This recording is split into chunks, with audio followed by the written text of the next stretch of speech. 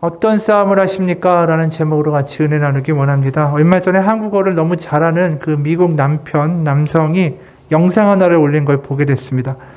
그분이 영상에서 이런 말을 하더라고요. 만약에 한국 여자랑 결혼한 미국 남자라면 내가 당신 인생을 구할 수 있는 꿀팁을 드리겠습니다. 큰 용기를 내서 친구랑 놀러 가도 돼? 물어보고 와이프가 알아서 해 라고 대답하면 가지 마세요. 알아서 해와 알았어 해는 완전히 다른 겁니다. 알았어 해. 이건 나가도 된다는 뜻이에요. 와이프께 점수를 많이 받아서 가도 된다는 말입니다. 그런데 두 번째, 알아서 해. 이것은 네가 집에서 나가는 순간 죽었다는 뜻입니다. 제발 가지 마세요. 그거 함정에 빠지는 겁니다. 우리는 별 생각 없이 쓰죠. 알았어 해하고 알아서 해. 이게 뭐 거의 비슷하지 않습니까? 근데 외국인들이 볼 때 얼마나 헷갈리겠어요. 이게 알았어 해하고 알아서 해하고 이게 너무 비슷하고 글자도 거의 발음도 비슷한데 이게 헷갈리는 거죠. 그러니까 이게 잘 알아서 듣고 행하라고 이렇게 팁을 주는 영상을 만든 거 아닙니까? 우리가 한국말을 잘한다고 해가지고 그런데 가만히 생각해 보면 다 잘 알아듣고 있는 건 아닌 것 같아요. 그 어떤 남편이 있었는데 그 어떤 남편이 여자가 남자보다 말수가 많다라는 걸 증명하려고 자기 부인한테 여자는 하루에 3만 단어를 평균 말하는데 남자들은 오로지 15,000단어밖에 말하지 않는다. 그런 연구 결과를 보여줬어요. 부인이 한참 생각한 다음에 여자가 남자보다 말을 2배나 많이 하는 이유는 항상 같은 말을 2번씩 반복하기 때문이다 라고 남편한테 설명을 했죠. 그러자 TV를 보던 남편이 이런 거예요. 뭐라고? 얘기해줘도 못 알아듣는 거죠. 알아는 듣는데 그게 마음 가운데 머물지 않는 거예요. 아이들도 마찬가지죠. 사내 아이들 키우다 보면 아무리 이야기해도 분명히 들은 것 같은데 그게 이 마음까지 내려오지 않는 거예요. 이 들어지지가 않는 거죠. 들려지지가. 그러니까 듣기는 하는데 들려지지가 않으니까 아들 키우는 엄마들이 다 목소리가 커지고 말이 짧아진다고 하잖아요. 하지 마. 뭐 남편들도 마찬가지 아니겠어요. 오죽하면 고민 상담하는 사이트에 이런 사연이 올라온 걸 봤어요. 남편이 자꾸 빨래통에 양말을 똘똘 말아서 넣어요. 저는 양말을 다시 이렇게 까가지고 세탁기에 넣어야 하고요. 제가 예민한 건가요? 아무리 말해도 고쳐지지 않는 남편의 습관 어떻게 고칠 방법이 없나요? 오죽하면 이런 질문이 올라오겠어요. 그러니까 답변이 이래요. 남자한테 이거 하지 마 하면 안 고쳐집니다. 단순합니다. 아이고 잘했네. 이번엔 펴서 넣었네. 너무 잘했어. 짝짝짝. 아이고 이뻐라. 그렇게 칭찬해주면 고칠 수 있습니다. 이 너무 안 들린다는 거예요. 듣는 건 다 들어요. 근데 이게 마음까지 안 내려가는 거죠. 들려지지가 않는 거죠. 행동까지 가지가 않는 거예요. 오늘 그런 사람이 이제 있죠. 이게 사울이에요. 사울왕. 분명히 하나님의 말씀과 명령이 있지만 이게 완전히 자기 안에 들려져서 자기가 행하는 데까지 이르지 못하는 그러한 모습을 보여주고 있는 것이죠. 사울왕은 이스라엘의 초대 왕입니다. 그 사람이 왕이 되기 전에 먼저 사무엘이라는 이 지도자가 당신이 이제 왕이 될 겁니다 라고 알려줘요. 그러니까 사울이 뭐라고 반응하냐 하면 나는 그럴 능력이 되지 못한다. 그게 사무엘상 9장 21절이에요. 저는 이스라엘 지파들 가운데서도 가장 작은 베냐민 지파 사람이 아닙니까? 그리고 저의 가족은 베냐민 지파의 모든 가족 중에서도 가장 보잘것없는데 어찌 저에게 그런 말씀을 하십니까?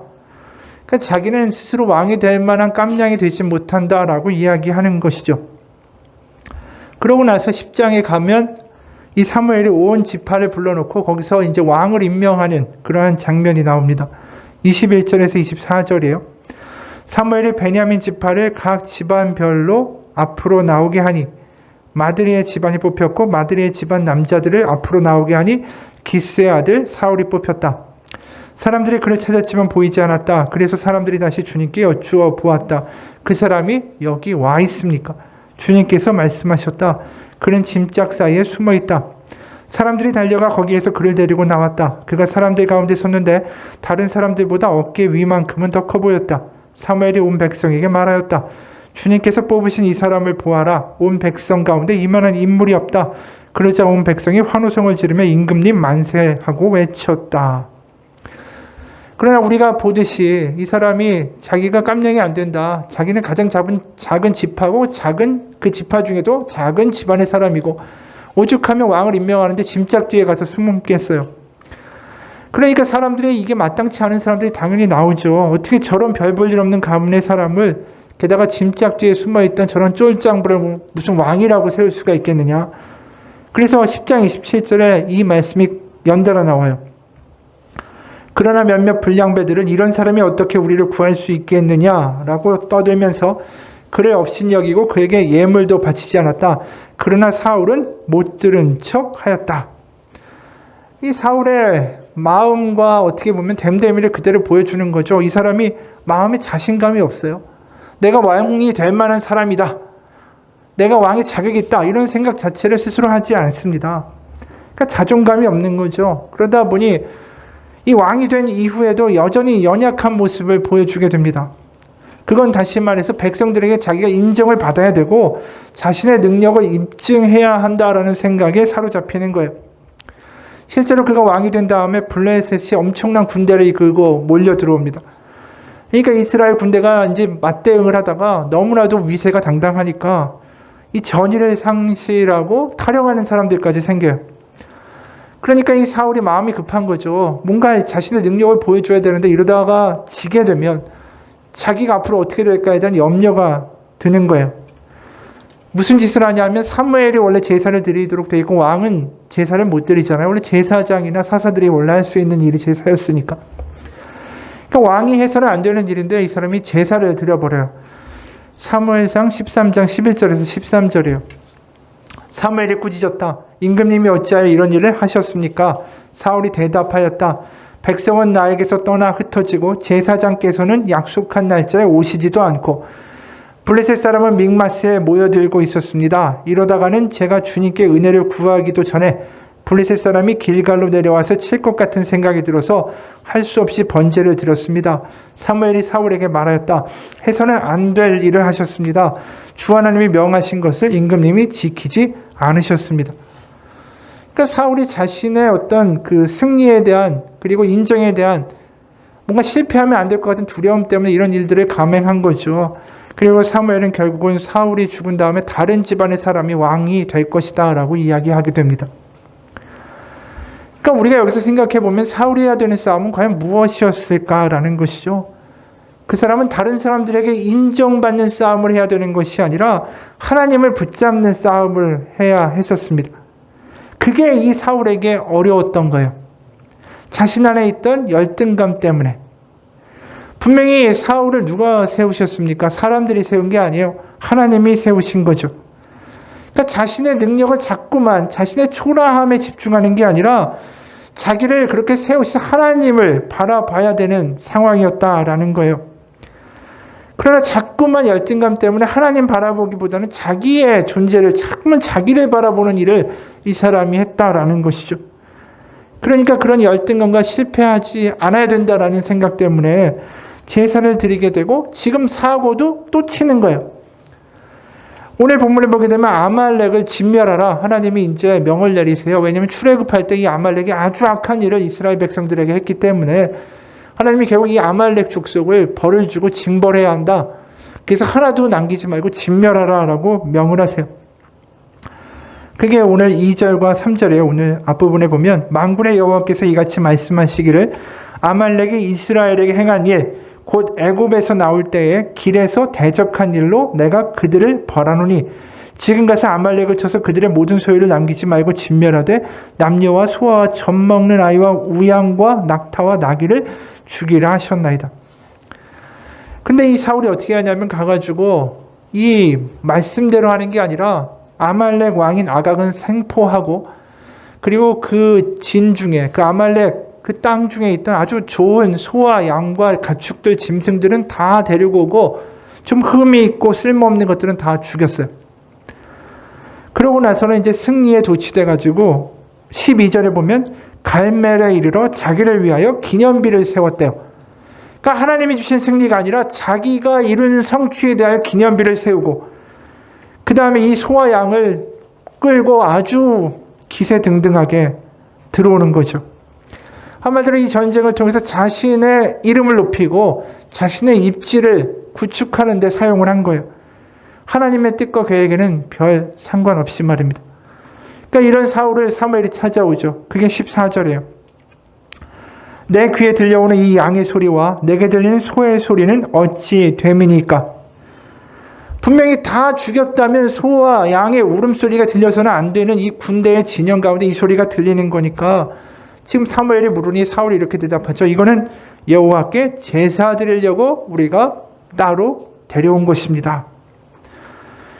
그러니까 사무엘이 이것이 죄라고 지적하면서 그 죄의 원인이 뭐냐면 여호와의 목소리를 청종하지 않은 것이다. 이렇게 이야기를 해요. 그게 19절이에요.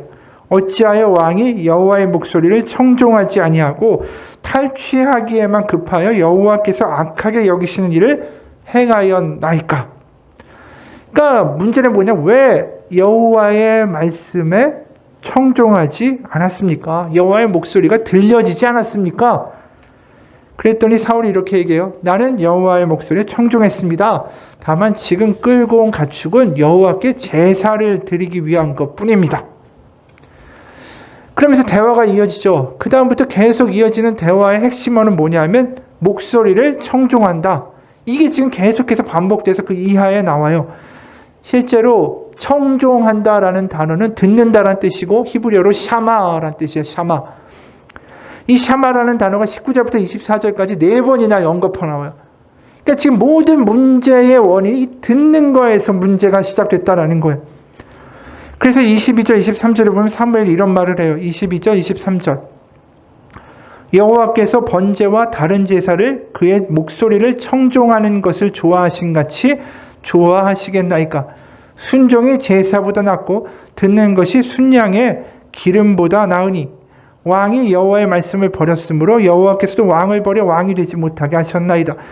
그러니까 결국 지금 22절 보면 청종한다, 목소리를 또 순종한다, 듣는다. 이게 어떤 제사보다 더 낫다라는 거예요. 심지어 우리가 보고 있는 이 순종한다라는 단어도 카시아브라는 히브리어예요. 이건 뭐냐면 귀를 쫑긋 세워서 듣는다라는 동작을 가리키는 단어예요. 그러니까 지금 결국 뭘 얘기하냐면 계속해서 하나님의 말씀에 대해서 듣고 그 목소리가 더 크게 들려지지 않아서 지금 모든 문제가 발생했다라는 거예요. 다른 말로 이야기하면 지금 사울은 하나님의 목소리가 크게 들리는 게 아니라 사람들의 목소리와 평판과 이야기가 더 크게 들리는 상황이라는 것이죠. 그래서 23절을 봐도 하나님이 여호와가 왕 당신 사울을 버리실 겁니다 라고 할 때 그 이유가 뭐냐 하면 먼저 왕이 여호와의 말씀을 버렸다. 그게 원인이라고 이야기해요. 그러니까 왕이 여호와를 버린 게 아니라 여호와의 말씀을 버렸다는 거죠. 여호와의 말씀이 크게 들리지 않았기 때문에 결국 그것 때문에 당신은 하나님께 버림받게 됐습니다. 이 이야기. 이렇게까지 이야기하니까 사울이 실토를 하죠. 뭐라고 얘기하냐면 24절이에요. 내가 여호와의 명령과 당신의 말씀을 어긴 것은 내가 백성을 두려워하여 그들의 말을 청종하였음이니이다. 백성들의 목소리가 더 크게 들렸기 때문에 내가 여호와의 말씀이 들리지 않았습니다. 결국 이 이야기를 실토한 거예요. 그 부하들이 뭐라고 했겠어요? 아말렉에 가서 다 진멸하고 보니 정말 좋은 소와 양들이 있어요. 살찌고 너무나도 좋아요. 이거 왜 죽이지? 우리가 나중에 가서 하나님께 번제 드려야 되는데 굳이 이거 죽이고 나서 우리 거 가져다가 드릴 필요 없이 좋은 거 가져다가 드리면 될 거 아니야. 그러면 하나님도 좋고 우리도 우리의 소와 양을 바치지 않아도 되니까 더 좋지 않겠냐. 이게 합리적인 거 아니겠어. 사울 왕도 이렇게 하겠지. 이런 이야기가 자기한테 더 크게 들린 것이다 라는 거예요. 사울 왕의 결국 실패의 이유는 뭡니까? 남을 의식하기 때문이에요. 남의 목소리가 너무나도 자기를 흔들고 있기 때문에 인생이 이렇게 불쌍하게 된 것이죠.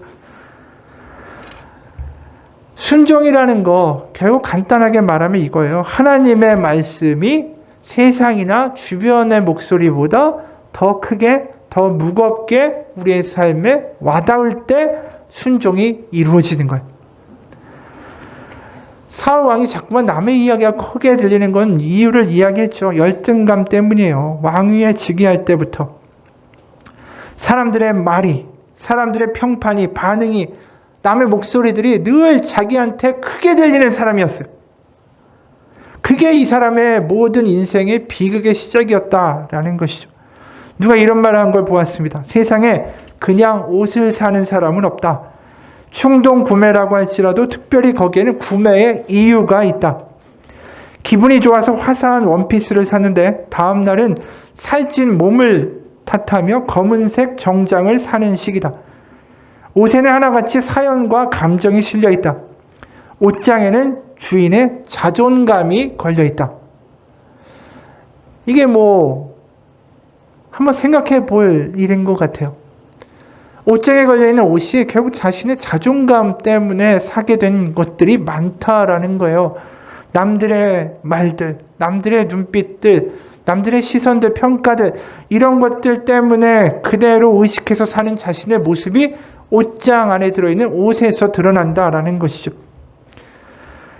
우리가 살아가면서 이렇게 남들에게 영향을 많이 받아요. 내 안에 있는 열등과 완벽주의, 때로는 내 감정, 다른 사람들의 말 때문에 내가 뭔가 나를 입증해야 된다라는 그 목소리들이 하나님의 말씀보다 더 크게 들리기 때문이죠.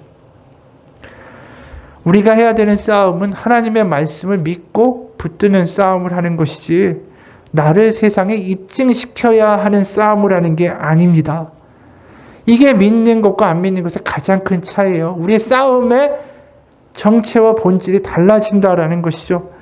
우리의 인생의 본질은 다른 것이 아닙니다. 진짜 목소리에 귀를 기울일 줄 아는 것.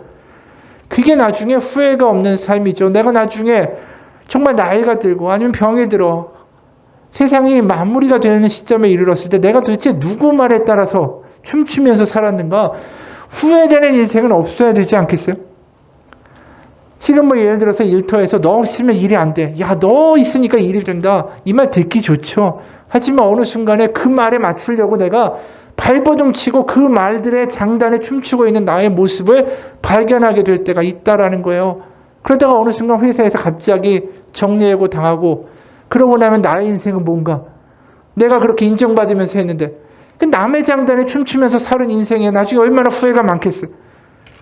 지금 사울의 인생이 그런 거예요. 남의 장단에 왕이지만 남의 장단에 춤추는 인생을 살고 있었다라는 것이죠. 그러니까 그가 원했던 가장 큰 말은 뭐예요? 하나님의 말씀에 충직한 왕이야가 아니라 야, 저 왕이 오면 문제가 해결돼. 야, 저 왕이 능력 있는 왕이네.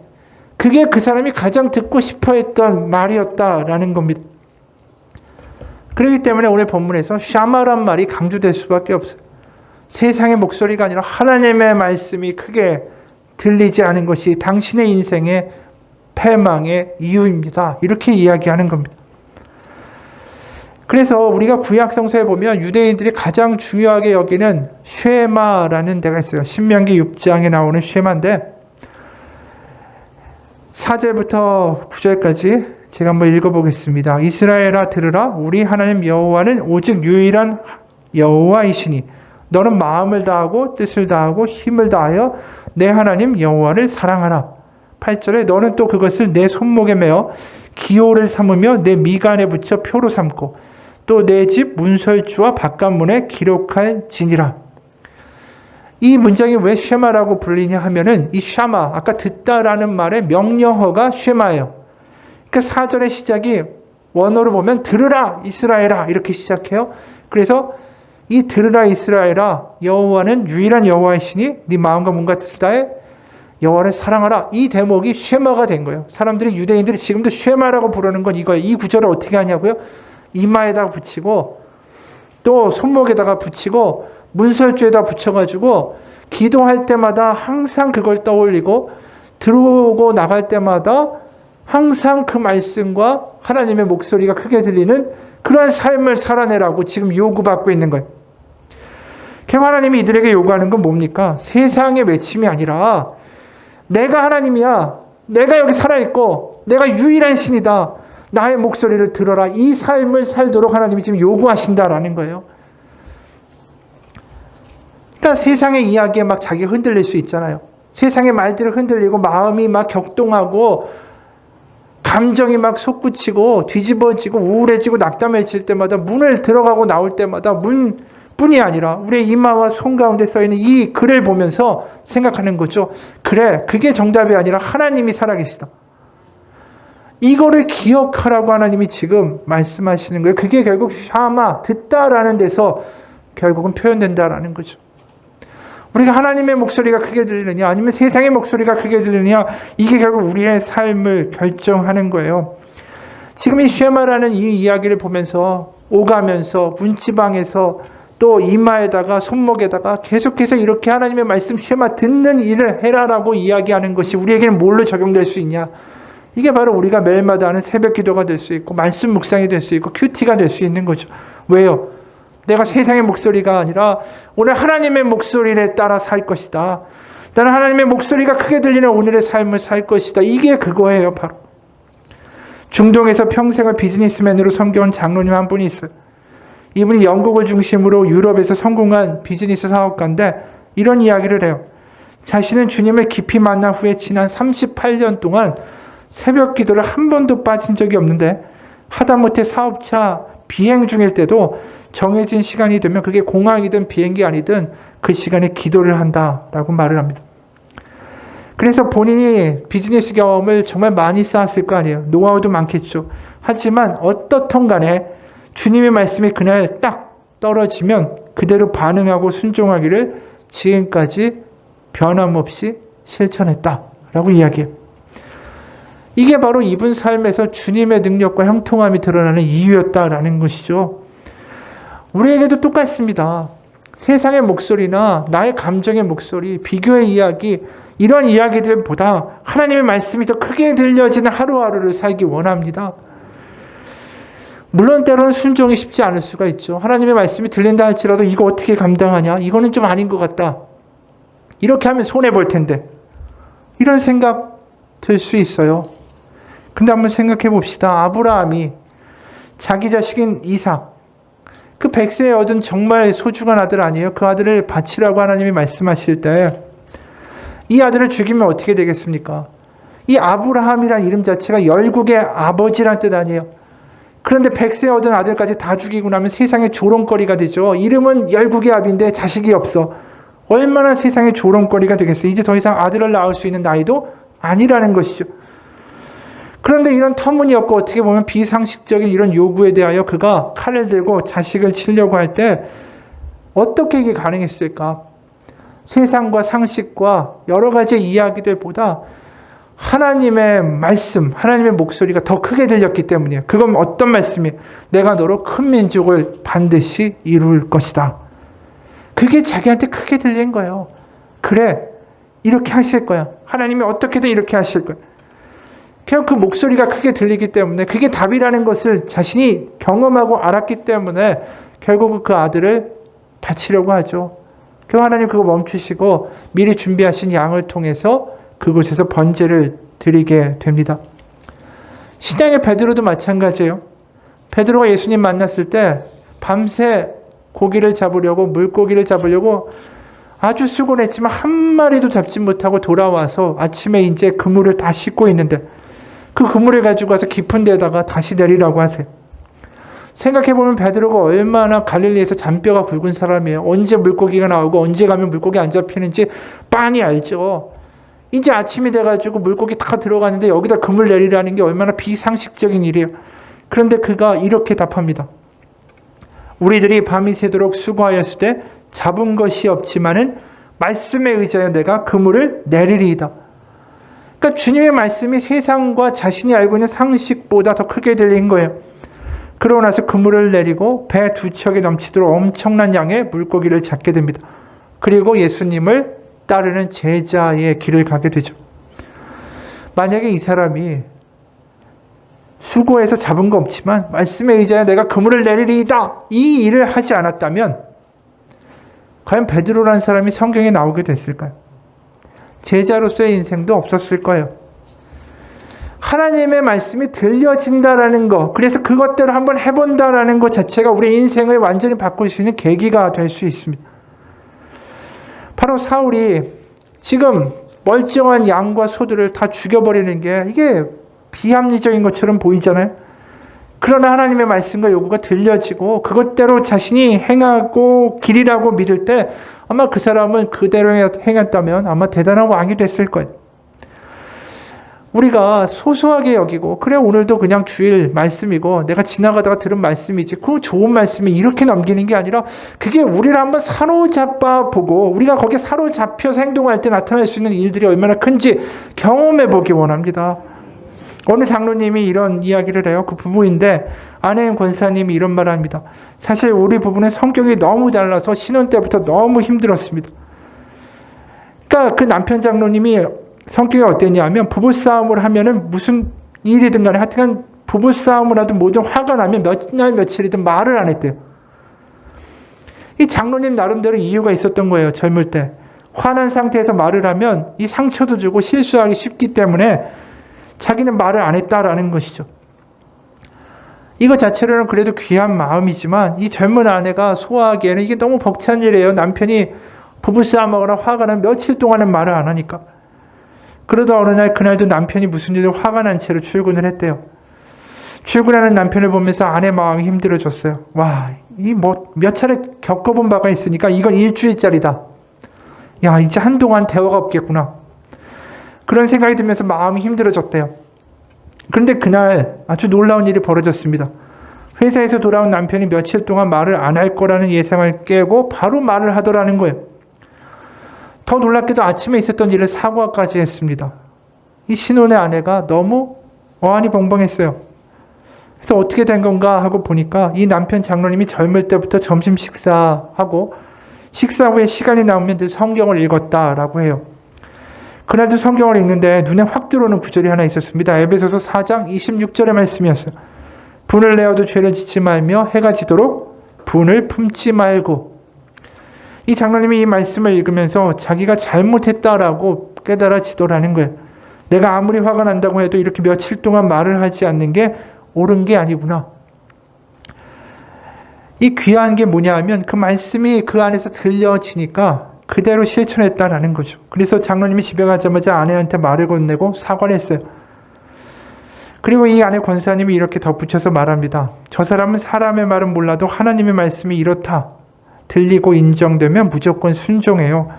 해가 지도록 분을 품지 말고라는 말씀을 깨닫고 저에게 사과한 그날부터 오늘까지 그 말씀을 지키고 있습니다. 처음엔 성격이 많이 달라서 우리 부부 상처도 많이 받고 그랬는데 늘 말씀처럼 돌아보고 그 들려지는 대로 살아내니 시간이 갈수록 존경하게 되더라고요. 지금은 정말 존경하는 남편이에요. 이 부부의 간증을 보면 우리가 뭘 알게 됩니까? 우리가 생각이 복잡하고 내 마음이 여러 가지의 갈등이 들고 번잡할수록 우리가 들어야 되는 목소리가 있어요. 그게 하나님의 목소리, 하나님의 말씀이에요. 하나님 왜 길을 안 줍니까? 라고 말하기 전에 하나님의 말씀이 내 가운데에 들어올 때 그래 맞아, 이게 답이고 이것대로 하면 뭔가 하나님이 그 길을 여실 거야. 그 말씀이 들려져야 돼요. 우리가 아무리 예배를 1년에 몇 번씩 드리고 아무리 뭘 한다고 하더라도 그게 들려져서 나를 이끌어가지 않는다면 그게 무슨 소용이 있겠어요? 시편 1편 2절에 오직 여호와의 율법을 즐거워하며 그 율법을 주야로 묵상한다라는 게 뭐예요? 말씀을 들으면서 계속 듣는 거예요. 맞아요. 하나님의 말씀이 답이에요. 하나님의 말씀이 들려지는 삶을 사는 걸 주야로 묵상한다라고 표현한 거예요. 우리가 사울을 봐도 그렇지 않습니까? 남이 뭐라고 하는 게 중요한 게 아니라 하나님이 자기를 왕으로 세우셨는데 자신이 왕이 될 만한 사람이라고 남들에게 자격을 입증할 필요가 있었을까요? 하나님의 말씀이 자기한테 절절히 와닿고 세상의 목소리보다 더 컸다면 그래 이러한 일들은 애초에 하지 않았을 거예요. 쓸데없는 일이라는 걸 알기 때문에. 지금도 하나님이 우리를 인도하기 원하십니다. 하나님 우리에게 지금도 말씀하고 계세요. 그게 우리 가운데 잡혀지고 들려지기만 하면 우리의 인생이 변화될 수 있습니다. 전보가 굉장히 유일한 빠른 통신 수단이었던 시절의 이야기래요. 한 젊은이가 모르스보 회사의 입사 시험에 응시했습니다. 회사에 도착했을 때 커다란 사무실에서 수많은 사람들이 오가고 있었어요. 거기는 전보 치는 배경음을 포함해서 온갖 소음과 잡담이 가득 차 있었습니다. 이 젊은이가 지원 서류를 작성하고 다른 7명의 응시자들과 함께 대기석에 앉아 있었어요. 근데 앉아 있다가 갑자기 이 사람이 벌떡 일어나더니 안쪽에 면접관의 사무실로 갑자기 들어가는 겁니다. 몇 분 후에 그 면접관이 이 젊은이를 사무실로 데리고 나오더니 다른 응시자들한테 말했어요. 여러분, 이 자리에 와주셔서 감사합니다. 하지만 여러분이 지원하신 자리는 지금 막 충원되었습니다. 그러니까 면접을 기다리던 응시자들 중에 한 사람이 말했어요. 이해가 안 됩니다. 저 사람 마지막에 도착했고 우리는 아직 인터뷰할 기회도 잡지 못했는데 그 사람이 저렇게 채용되는 거 옳다고 보지 않습니다. 그랬더니 면접관이 이렇게 말했습니다. 여러분이 이 자리에 앉아있는 몇 분 동안 이런 정보가 모스부호로 통신되고 있었습니다. 만약 이 메시지를 이해한다면 곧바로 사무실로 들어오세요. 그러면 당신이 채용될 것입니다. 이 응시자만이 이 모스부호를 듣고 이해하고 사무실로 들어온 겁니다. 그래서 이 사람이 채용된 것입니다. 그렇죠. 지금도 하나님의 말씀은 계속 들려지고 있어요. 어떻게 보면 너무나도 홍수시대인지도 모르겠어요. 유튜브만 키면은 설교들이 와르르 나오고 주변에 얼마나 말씀이 많아요. 근데 그게 들려지는 사람이 되는 것은 전혀 다른 문제다라는 것이죠. 그게 들려져서 그것대로 우리가 끌려서 사라질 때 우리의 인생의 변화가 시작되는 거예요. 그게 우리가 하나님이 우리를 인도하시는 방식이라는 것이죠. 우리가 듣기 원합니다. 들려지기 원해요. 그 말씀대로 그래. 오늘 하나님이 나에게 주신 말씀이 이것이 나의 인생의 길이다. 그래서 그렇게 사라지는 인생 되기를 축원합니다. 마지막으로 이야기 하나만 하고 마치죠. 어떤 목사님 사모님이 미국에서 어느 가정을 방문하게 됐어요. 집회를 갔다가 거기에 이제 그 가정에서 와달라고 요구를 한 거예요. 그 집에 집사님이 아주 맑고 고운 얼굴인데 걱정이 가득해서 이런 말을 합니다. 사모님, 제발 우리 유은이를 설득해서 대학에 가지 않도록 말려주세요. 아니면 뉴욕에 있는 대학 말고 뉴저지에 있는 대학 가도록 말씀해 주세요. 다른 어머니들하고는 정반대의 소원이었어요. 그 이유는 이 아들이 어려서부터 진행성 근육 수축증을 앓고 있었기 때문이었습니다. 휠체어를 타고 다니면서 이동하고 움직이는 곳마다 도우미가 필요했었어요. 집에서도 움직이기가 쉽지 않은 이 아들이 집을 떠나서 뉴욕이라는 곳에 대학 생활을 한다는 것 자체가 어머니한테는 걱정거리고 근심이었던 거예요. 아들이 대학을 마칠 때까지 정말 살아나 있을까 걱정해야 되는 어머니는 아들과 함께 지내는 하루하루가 너무나도 애절하고 소중했던 거죠.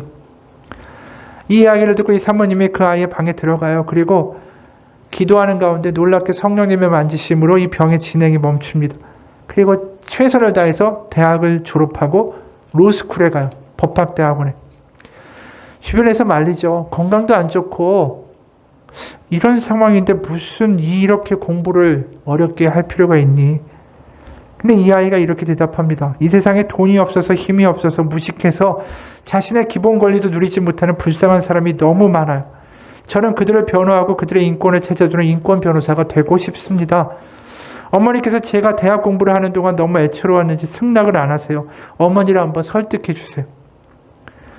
그래서 결국은 로스쿨에 가서 학교를 졸업합니다. 그 학교를 다니는 동안에 아버지는 회사를 그만두고 이 아들을 뒷바라지했어요. 그리고 졸업하는데 취업을 약속했던 곳에서 이 유은이라는 친구가 휠체어를 타고 가니까 거절을 해버렸습니다. 그러니까 유은이라는 이 친구가 이렇게 말을 해요. 나를 꼭 필요한 곳에 보내시기 위해서 주님께서 하신 일입니다. 그렇게 말하면서 이 거절당했는데 밝게 웃더라는 거예요. 그리고 다른 로펌에서 간신히 일을 하기 시작했고 첫 수습으로 그분의 이 사모님의 교회에 헌금을 보냈습니다. 그리고 그 이메일과 돈을 받은 이 사모님이 엉엉 울었다라는 거죠. 이 청년의 삶을 보면은 세상의 상식과 세상의 판단과 기준대로 보면 그냥 잘 살다가 부모 곁에서 그렇게 죽는 게 일반적인 상식일지도 몰라요. 세상은 또 거부합니다. 네가 이렇게 휠체어 타고 근육 수축증인데 뭐 이런 몸을 가지고 여기 와서 일을 하려고 하니 세상은 계속해서 거부해요. 만약에 이 청년이 세상의 이야기가 더 크게 들리는 삶이었다면 이런 변화와 이러한 도전을 할 수 있는 삶이 되지 못했을 거예요. 그가 들었던 말이 뭐예요? 세상의 목소리가 아니라 하나님의 목소리를 듣고 살았던 청년이라는 거예요. 그러면서 거부당하고 모멸당할 때 뭐라고 얘기합니까? 나를 꼭 필요한 곳으로 보내주기 위하여 하나님이 하신 일이다. 이게 세상의 목소리보다 하나님의 목소리가 더 크게 보이는 사람들의 반응이라는 거예요. 사울의 모습과는 너무 다르지 않습니까? 우리가 해야 되는 싸움이 뭡니까? 우리는 세상에 우리의 존재를 입증하기 위해서 싸워야 되는 싸움을 하는 사람이 아니에요. 우리는 하나님이 창조하신 하나님의 자녀입니다. 그분의 피값으로 사신 하나님의 아들이고 딸이에요. 그분의 이야기가 더 크게 들리는 게 그게 우리가 살 길이라는 것이죠. 아니 이런 이야기도 있어요. 누군가 나는 백화점 쇼윈도 안에 있고 밖에 사람들이 그 유리창에 유성매직으로 글을 쓰고 간다. 게으른 놈, 너는 멍청이야, 넌 바보야, 넌 비호감이야, 넌 쓸모가 없어, 너 없는 게 나, 너 그렇게 꼬락서니를 봐라. 그럼 나는 밖에서 사람들이 쓴 그 쇼 윈도우의 유리창을 통해서 세상을 본다. 그럼 뭐가 보이겠어요? 그런 말들이 보이겠죠. 난 쇼 윈도우 안에 있으니까. 그러면서 이런 얘기합니다. 나는 다른 사람들 그 유리창에 글을 쓰는 것은 막을 수 없다. 그러나 바깥은 몰라도 유리창 안쪽은 나의 책임이다. 나는 유리창 안에 하나님이 새롭게 글씨를 쓰시도록 기도한다. 나는 하나님이 선명하게 그곳에 말씀을 쓰시는 것을 본다. 넌 도로 찾은 아들이고 나의 딸이다. 그리고 내가 너를 사랑한다. 너의 부모가 널 버렸을지라도 난 결코 너를 잊지 아니할 것이다. 이게 삶의 방법이 다른 거잖아요. 다른 사람들이 아무리 우리 유리창에다 그렇게 쓰고 간다고 하더라도 그거에 반응하지 않을 수 있는 믿음 되기 원합니다. 하나님의 말씀이 믿어지면 그런 것들이 우리를 치고 들어와서 나를 흔들 수 없다라는 거예요. 매일마다 우리가 말씀을 읽으면서 다시 한번 경험하기 원합니다. 더 이상 내가 세상의 목소리를 따라가는 싸움이 아니라 이미 하나님의 자녀로서 하나님이 원하시는 하나님의 나라와 하나님의 새로운 역사를 위하여 살아가도록 부름받은 사람이다라는 거예요. 우리 하나님의 자녀입니다.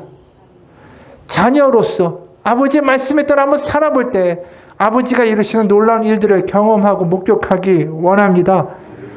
우리가 소중한 사람인 것을 입증하려고 열심히 사는 게 아니라 우리가 이미 소중한 사람이기 때문에 열심히 사는 거예요.